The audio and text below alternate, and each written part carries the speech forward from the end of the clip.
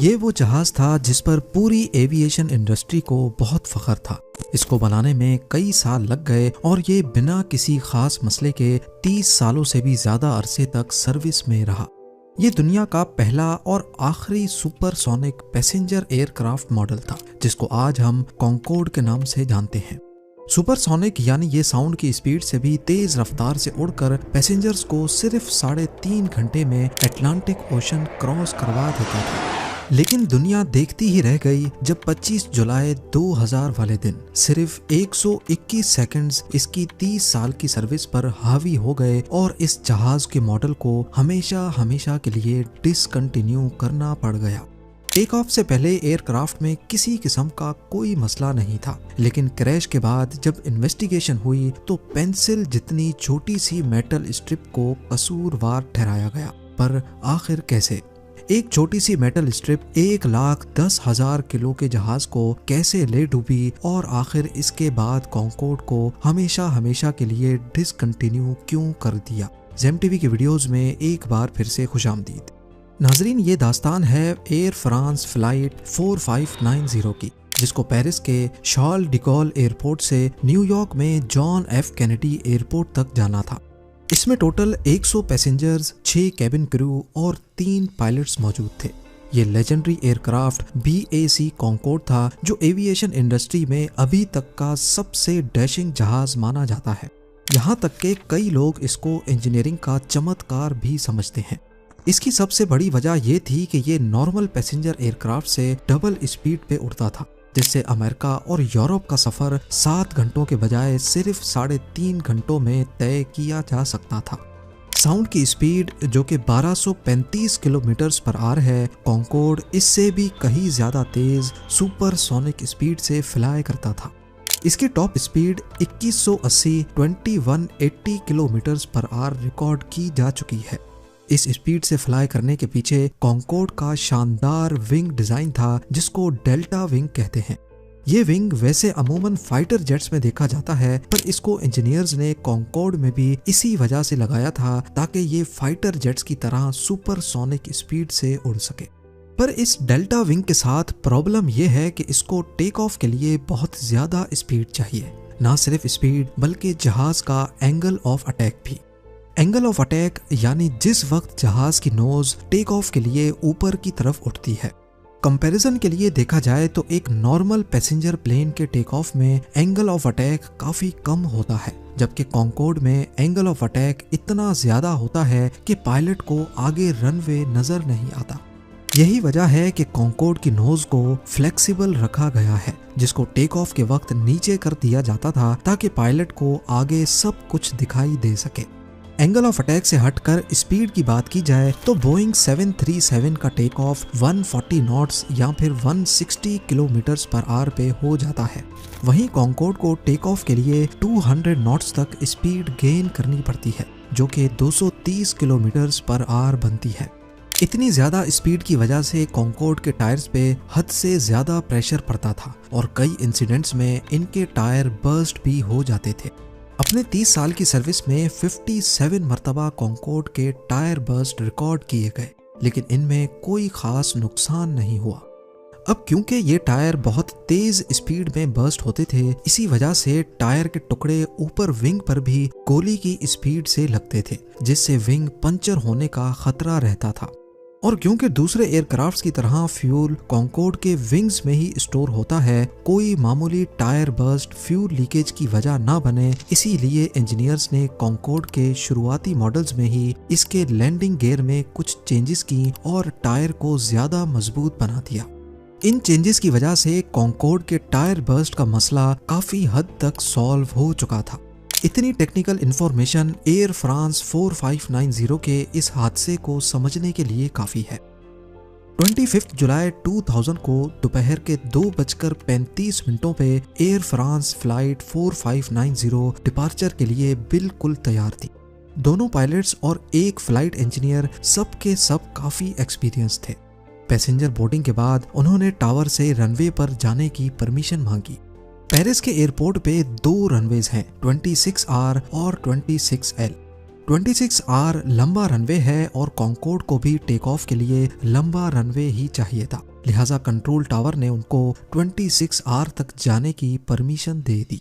Flight 4590 taxiway Romeo से होती हुई 26R पर जाकर अलाइन हो गई, लेकिन मसला ये था कि कॉन्टिनेंटल एयरलाइंस का DC-10 एयरक्राफ्ट पहले से 26R पर टेक ऑफ के लिए रेडी था, वही रनवे जिस पर कॉन्कोर्ड को भी टेक ऑफ करना था। पहले DC-10 को टेक ऑफ करना था और उसके बाद एयर फ्रांस के कॉन्कोर्ड की बारी आनी थी। इस दौरान कॉन्कोर्ड के कैप्टन ने फ्लाइट चेक्स किए, जो कि टेक ऑफ से पहले एक नॉर्मल प्रोसीजर होता है। इन फ्लाइट चेक्स में दोबारा से जहाज के वेट और फ्यूल का जायजा लिया जाता है, क्योंकि इसी पर जहाज का टेक ऑफ डिपेंड करता है। खैर, जब कॉन्टिनेंटल एयरलाइंस के DC-10 ने अपना टेक ऑफ शुरू किया, तभी उसके राइट इंजन से एक छोटी मेटल स्ट्रिप अलग होकर रनवे पर गिर गई। इस जहाज के पायलट ने ऐसा कुछ नोटिस नहीं किया और वो टेक ऑफ करके निकल गए। DC-10 और कॉन्कोर्ड के टेक ऑफ में टाइम डिफरेंस इतना कम था कि रनवे इंस्पेक्शन का टाइम ही नहीं मिला, और उस दौर में फ्रांस के एयरपोर्ट्स पर दिन में सिर्फ 2 मरतबा ही रनवे इंस्पेक्शंस की जाती थी। अब बारी थी एयर फ्रांस 4590 की। उन्होंने कंट्रोल टावर से टेक ऑफ की परमिशन मिलने के बाद थ्रस्ट लिवर्स को एंगेज कर दिया। इसका मतलब था कि अब चारों इंजन अपनी फुल पावर पे चलेंगे। इस वक्त दोपहर के 2:42 हो रहे थे और यहीं से स्टार्ट होते हैं वो 121 सेकंड्स, जो आने वाले वक्त में कॉन्कोर्ड की 30 साला सर्विस पर हावी हो गए। कॉन्कोर्ड अब 26R पर स्पीड पकड़ना शुरू हो चुका था। 24 सेकंड के बाद फर्स्ट ऑफिसर ने कैप्टन को बताया कि चारों इंजन सही से काम कर रहे हैं। 11 सेकंड्स के बाद फर्स्ट ऑफिसर ने कैप्टन को V1 का सिग्नल दिया, जिसका मतलब होता है कि अब इस टेक ऑफ को अबॉर्ट नहीं किया जा सकता। कॉन्कोर्ड को टोटल 35 सेकंड गुजर चुके थे और वो 1700 मीटर्स का रनवे क्रॉस कर चुका था। 2:43 और 9 सेकंड्स पे कॉन्कोर्ड ने हल्का सा लेफ्ट टर्न लिया। याद रहे कि ये सारी इंफॉर्मेशन कॉन्कोर्ड के फ्लाइट रिकॉर्डर में भी स्टोर हो रही थी, जिसको ब्लैक बॉक्स भी कहा जाता है। कॉन्कोर्ड को लेफ्ट टर्न पायलट ने नहीं किया था, बल्कि इसका लेफ्ट लैंडिंग गियर उस मेटल स्ट्रिप के ऊपर चढ़ गया था जो DC-10 के इंजन से गिरी थी। अगले ही सेकंड कॉन्कोर्ड का लेफ्ट व्हील, जिस पर ऑलरेडी इतना ज्यादा प्रेशर था, वो एक धमाके से फट पड़ा। अब यहाँ सवाल उठता है कि इन्वेस्टिगेशन टीम को कैसे मालूम पड़ा कि कॉन्कोर्ड का टायर उसी मेटल स्ट्रिप के लगने की वजह से ही फटा है। असल में जिस सेकंड में जहाज ने लेफ्ट टर्न लिया था, फ्लाइट रिकॉर्डर में उस वक्त की जो लोकेशन रिकॉर्ड की गई थी, वो वही लोकेशन थी जहां से इन्वेस्टिगेशन टीम को मेटल स्ट्रिप मिली थी। तो इस बात का 99% चांस था कि इसी मेटल स्ट्रिप की वजह से कॉन्कोर्ड का टायर बर्स्ट हुआ था। लेकिन वीडियो में आगे चलकर ये साबित भी होगा कि ये मेटल स्ट्रिप DC-10 की ही थी। कॉन्कोर्ड का लेफ्ट मोस्ट टायर बर्स्ट हो चुका था और ये सब कुछ इतना जल्दी हुआ कि किसी ने भी इसको नोटिस नहीं किया।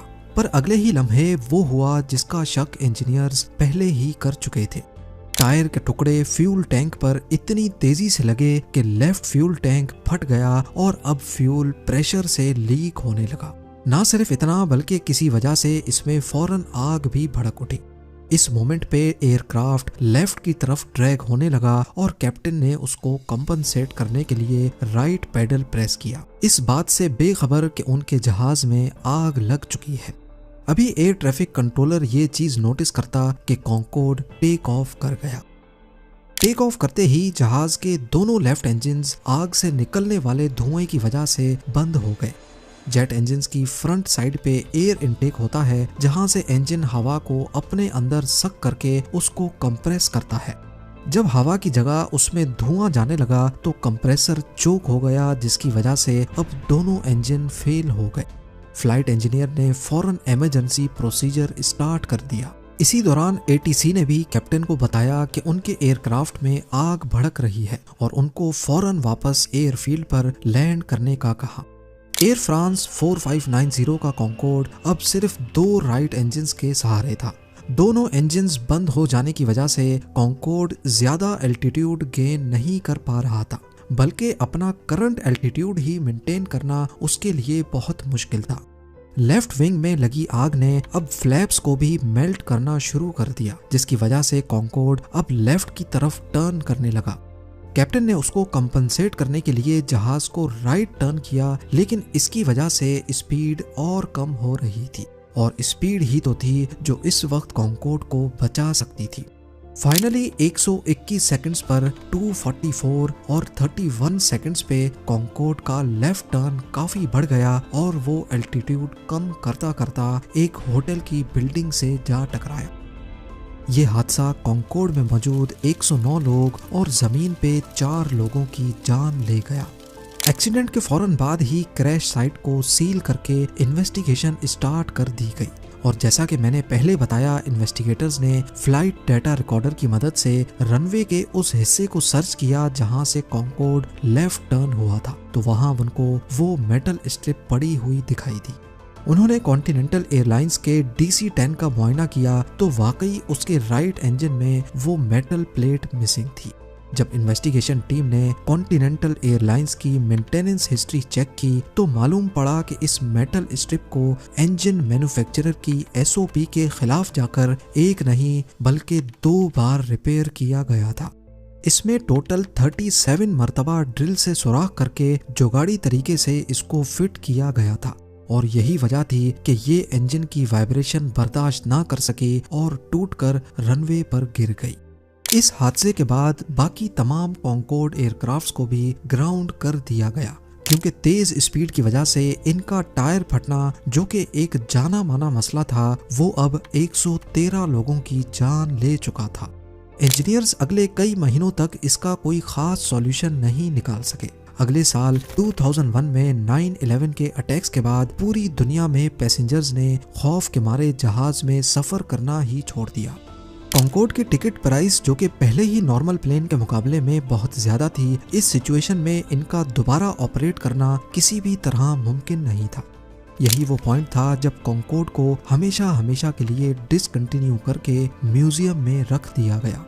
शायद फ्यूचर में दोबारा से इंसान सुपरसोनिक स्पीड से ट्रेवल कर पाए, लेकिन फिलहाल हमें सिर्फ इतना मालूम है कि हिस्ट्री में ऐसे 31 साल भी गुजरे हैं जिसमें इंसान साउंड की स्पीड से भी तेज ट्रेवल करते थे। उम्मीद है जेम टीवी की ये वीडियो भी आप लोग भरपूर लाइक और शेयर करेंगे। आप लोगों के प्यार भरे कमेंट्स का बेहद शुक्रिया। मिलते हैं अगली शानदार वीडियो में।